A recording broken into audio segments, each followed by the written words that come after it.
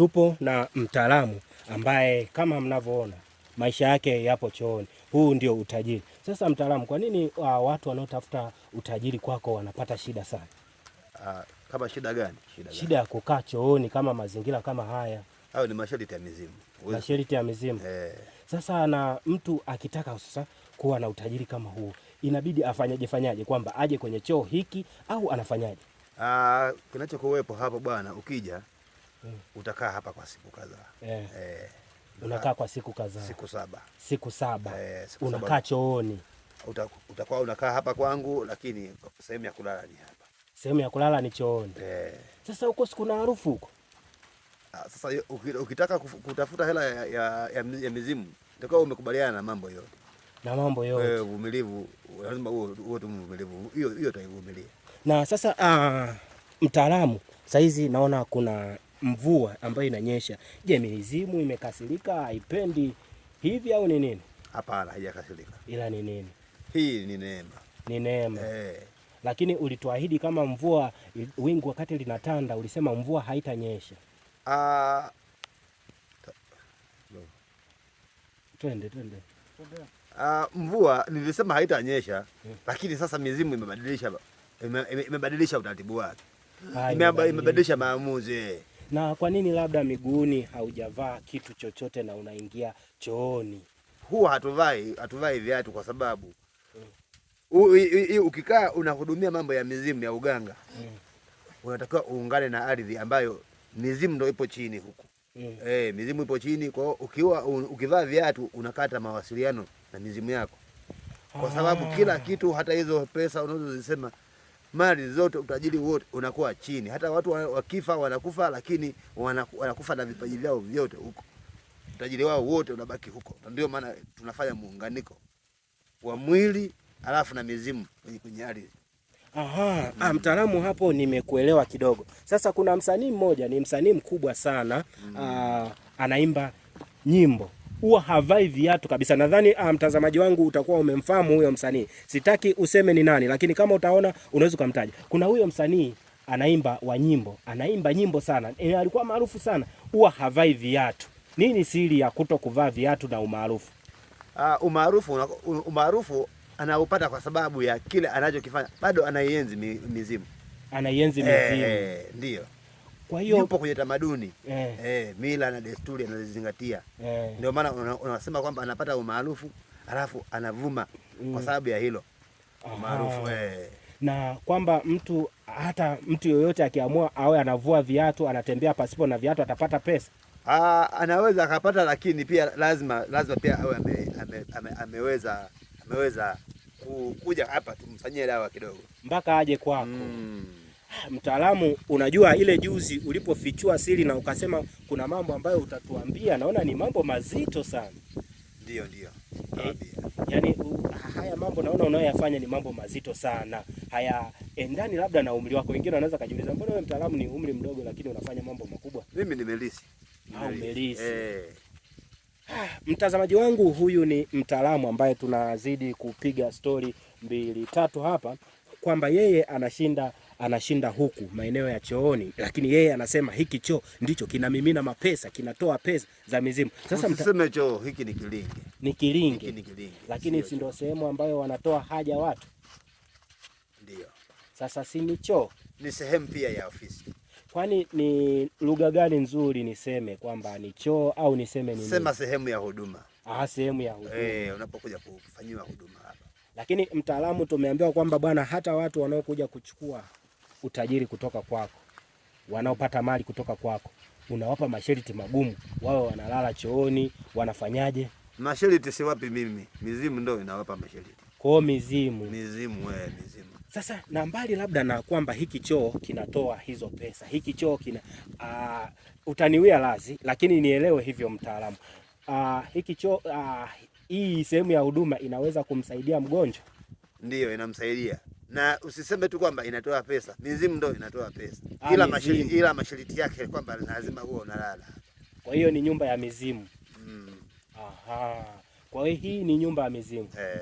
Mtazamaji wangu, hapa nipo na mtaalamu, tunapiga stori 2-3. Alituahidi kwamba atasimamisha mvua kwa dakika 20 mpaka tumalize mahojiano, ndipo mvua itashuka, mvua kama yote. Sasa hapa ninajaribu kuongea naye. Kwa hiyo mtaalamu, wengi wanajiuliza, mtaalamu unasaidia wengi, mtaalamu unawafanya wengi matajiri, lakini mtaalamu, kwa nini wewe hauna pesa? Mimi pesa ninazo. Unazo? Ziko wapi? Ninazo hapa. Kwa sababu mtaalamu, tungetegemea hata utuonyeshe labda unamiliki gari, kwa sababu wewe utajiri wako, watu wanasema wanamiliki gari, tuone hata gari. Wengine wanasema kwamba hao wataalamu ni njaa tu, wanaagiza kuku ili wale, kwamba hawana maisha, yani mboga, mnataka tu mboga. Hapana. Mizimu ndio inataka hivi. Mizimu inataka. Yaani sasa hii mizimu, kila kitu mtaalamu nakwambia, unasema mizimu. Hii mizimu iko wapi? Labda ungetoa mzimu mmoja hapo tuweze labda kuongea nao. Mizimu huwezi kuiona. Kwa nini? Sio kwamba ni mtu kwamba atatokea hapa alafu muone kwamba huyu ndio mzimu, hamna. Kwa hiyo inakuwaje? Hata mimi mwenyewe mizimu sijawahi kuiona. Kwa basi haipo. Huwa naongea nayo. Unaongea naye? Kuongea naye naongea naye, lakini basi iite uongee naye. Haiwezi kuonekana, lakini unaongea naye tu kwa sauti. Iite basi tuongee naye. Niite mizimu uongee nayo? Ni hoji kama ninavyokuhoji wewe hapa. Mizimu huwezi kuihoji. Huwezi kuihoji. Kwa nini? Mizimu haiwezi kuhojiwa. Mtazamaji wangu angependa kuona yani kile ambacho kinazungumzwa, kwamba kwa sababu mmesema mnatoa mali, mnatoa utajiri, mizimu ndio inafanya hivyo. Kwa nini hii mizimu isitokeze kwenye kamera hapa tukaiona? Mizimu huwa haijaribiwi. Lakini ni kwa uzuri tu, sio kwamba tunaioja labda kwa kejeli na nini, kwa sababu wengi hawaamini mizimu. Ukiwaambia mizimu itakutibu, labda wanavyokutafuta watu afu nawaambia mizimu inakutibia, hawaamini. Anayeweza kuamini anakuja, tunamhudumia, tunamtibia, anapona. Ambaye hawezi kuamini, hatuwezi kumhudumia.